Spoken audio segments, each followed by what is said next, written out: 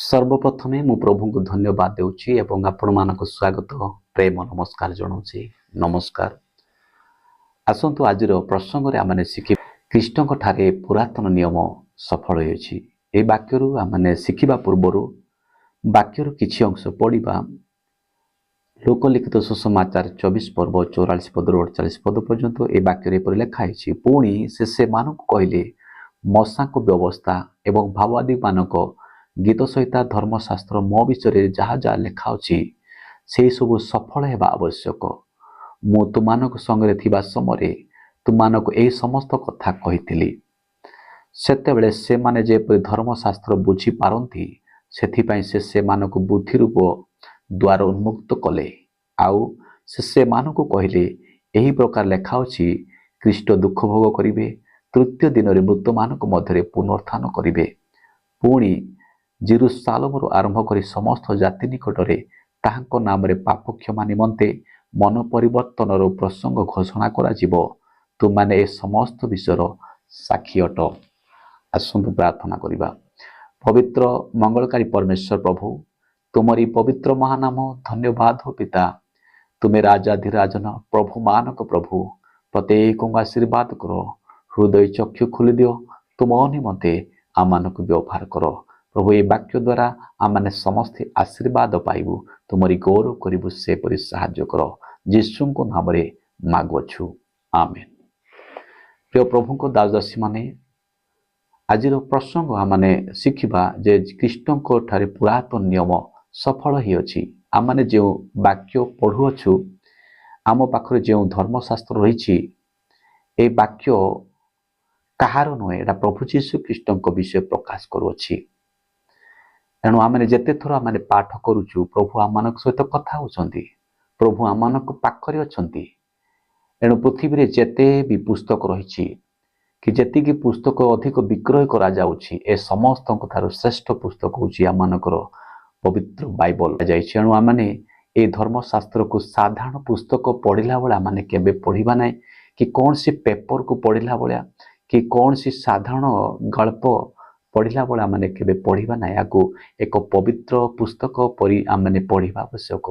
जेते विश्वास भरोसा एवं पवित्रता सहित पढ़िबा सेते आशीर्वाद पाइबा। कारण वाक्य लिखाई जो माने एथरे पाठ करते से माने आशीर्वाद पाइबे, जो माने याको श्रवण करिवे से माने आशीर्वाद पाइबे एवं जो माने ए लिखित विषय समस्त पालन करिवे से माने आशीर्वाद पाइबे। एणु प्रिय प्रभु को दासदासी माने एई वाक्य आमानको आशीर्वाद विषय प्रकाश करोछि। ए वाक्य आमानको विचार विषय प्रकाश करोछि। ए वाक्य दंड देवा विषय मध्य प्रकाश करो। जो बाइबल जा माने कहूछु ताहा होछि basic instruction before leaving the earth. पृथ्वी छाड़िबा पूर्वरु आमानको किछि एटा संकेत देउछि जे आगो को विपद अछि, आज आगो को संकट अछि, प्रस्तुत हो एवं निजको प्रस्तुत करी तांको निमंते व्यवहार हो ताहा मानको प्रकाश करू। एणु प्रिय प्रभु को दासदासी माने ए धर्मशास्त्र यीशु कृष्ण को विषय प्रकाश करुअछि।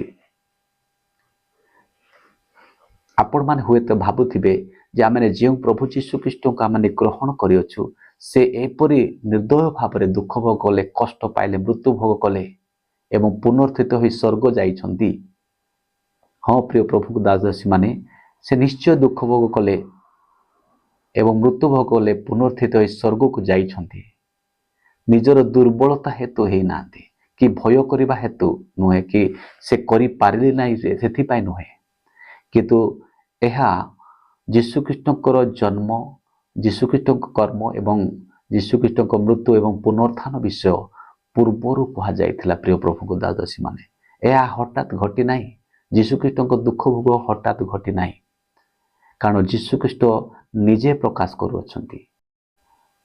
यीशु कृष्ण जन्म, यीशु कृष्ण कर्म, यीशु कृष्ण मृत्यु भोग एवं पुनरुत्थान कौन सी हठात है नहीं। कारण यीशु कृष्ण जन्म विषय जदि देखिबा जिसाय 7 पर्व 14 पदरे से जन्म ग्रहण करिवे बोली आगर कहा जायथिला। ताहा कि माथ्यू 1 पर्व 22 एवं 23 पद लिखाई से इमानुएल हेबे बोली आगर कहा जायथिला। एवं मिखा 5 पर्व 2 ପଦରେ ଲେଖାଯାଇଥିଲା ଯେ ସେ ବେଥଲିୟମରେ ଜନ୍ମଗ୍ରହଣ କରିବେ। ଲୁକ 2 ପର୍ବ 4 ପଦରୁ 7 ପଦରେ ଲେଖାଯାଇଛି ସେ ବେଥଲିୟମରେ ହିଁ ଜନ୍ମଗ୍ରହଣ କଲେ। ଆଦି ପୁସ୍ତକ 12 ପର୍ବ 3 ପଦରେ ଯଦି ଦେଖିବା ତାହେଲେ ମାଥ୍ୟୁ 5 ପର୍ବ 1 ପଦରେ ତାହା ସଫଳ ହୋଇଛି। ସେ ଅବ୍ରାହ୍ମ ବଂଶରୁ ଜନ୍ମଗ୍ରହଣ କରିବେ, ଦାଉଦ ବଂଶରୁ ଜନ୍ମଗ୍ରହଣ କରିବେ ଏବଂ ସେ ହିଁ ସେହି ବଂଶରେ ଜାତ ହେବେ।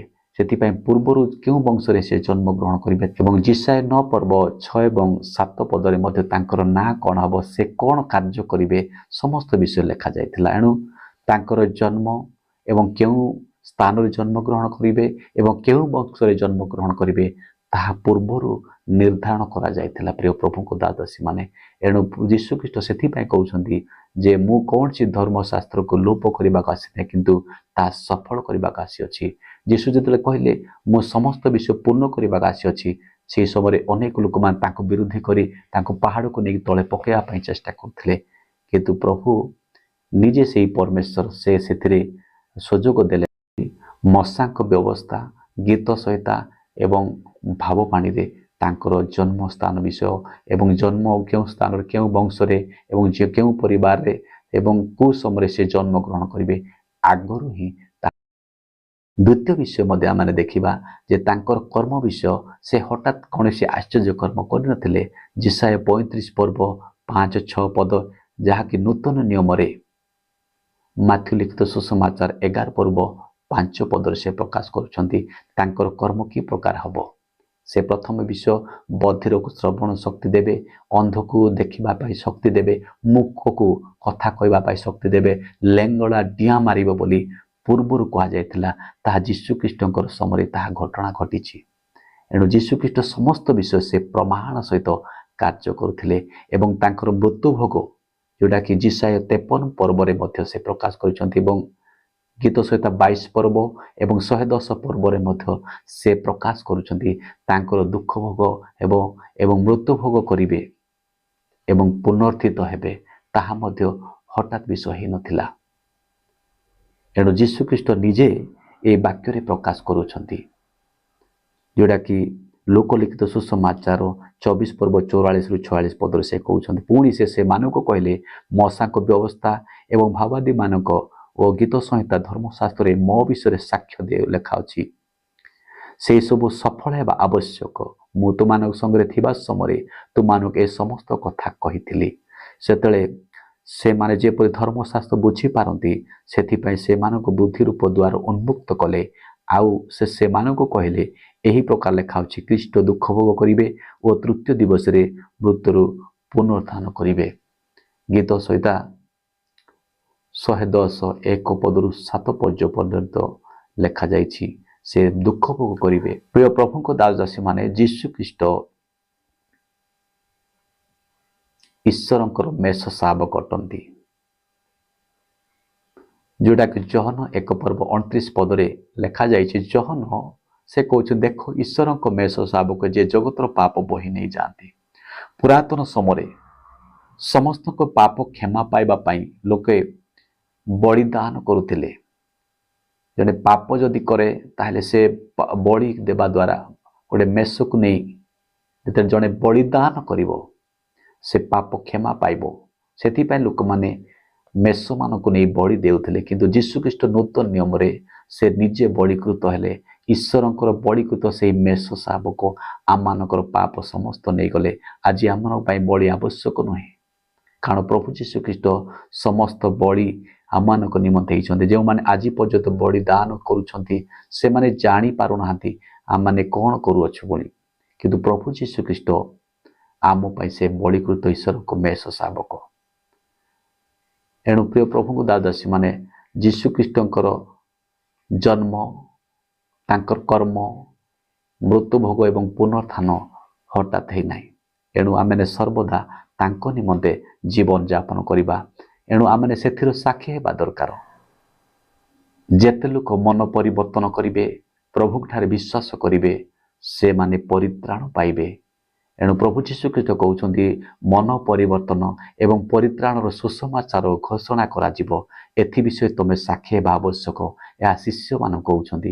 ପ୍ରିୟ ପ୍ରଭୁଙ୍କ ଦାସଦାସୀମାନେ, ଆଜି ବି आमने से साक्षी हेबा दरकार कारण सर्वप्रथमे प्रभु जीशुख्रीष्ट निजे साक्षी अटंती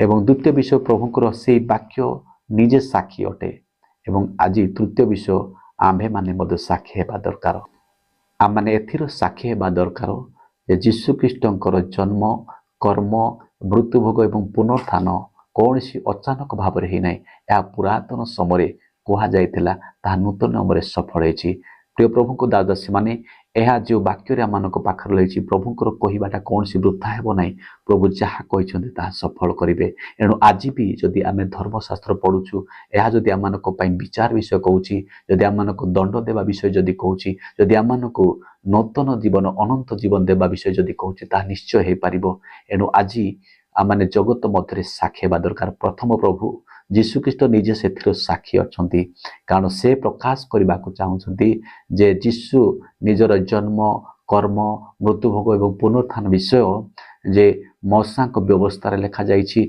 गीत सहित से प्रकाश करथिले एवं भविष्यवाणी रे मध्य तांको विषय प्रकाश करा जायतिला ताहा सफल होइछि आज भी प्रभु को वाक्य जहाँ लिखाई ताहा दिने सफल हेबो कौन विषय गोटे भी लोप पाइब ना आकाश पृथ्वी लोप पाइब किंतु प्रभुंकर वाक्य गोटे भी लोप हेब ना जदि आज भी प्रभु चाहते आपण परिवर्तन हूँ परिवर्तन हेबा आवश्यक से प्रिय प्रभु को दास दासी माने आमे से विषय साक्षी हेबा दरकार कारण प्रभु जीशुख्रीष्ट प्रथम निजे साक्षी अटंती आज आम पाखे प्रभुंकर से वाक्य जोटा कि आम भविष्य किसी निर्देश देउछि से आमने पाठ करवा दरकार आमने संपूर्ण वाक्य को आमने पठन करी तांकर वाक्य अनुसार जीवन यापन करने आमने चेष्टा करवा तृतीय विषय निजे साक्षी हेबा आवश्यक आम जदि प्रभुंक वाक्य बुझिलु निजे साक्षी हेबा दरकार एणु ख्रीष्टଙ୍କ ठारे जो पुरातन नियम सफल होइछि आज आम पाखरे प्रभुंक उद्देश्य कौन आमने सफल करि पारुछु प्रभु कौन चाहूछन्ते आम जीवन रे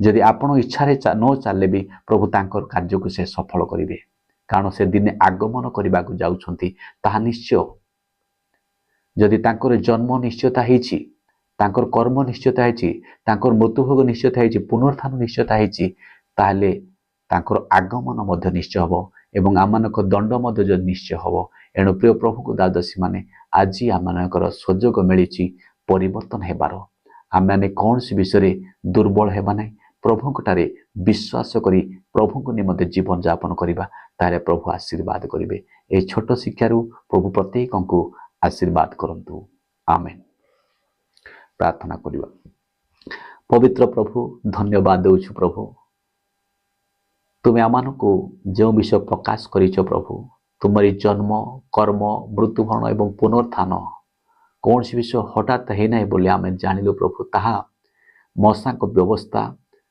भविष्यवाणी एवं गीत सहित तुम्हें प्रकाश करथिलो ताहा नूतन नियम ताहा संपूर्ण होइछि प्रभु सेपरी तुमर आगमन जोड़ा विषय कहिछ प्रभु ताहा मध्य निश्चय हबो या माने विश्वास करूछु प्रभु तुम्हें आशीर्वाद कर तुम निमंते आम प्रस्तुत कर एवं तुमर उपस्थित रे प्रभु आम व्यवहार कर सर्वदा तुम निमंते साक्षी हेबा साहाय्य कर समस्त गौरव तुमको दे यीशु नाम रे मागुछु आमेन।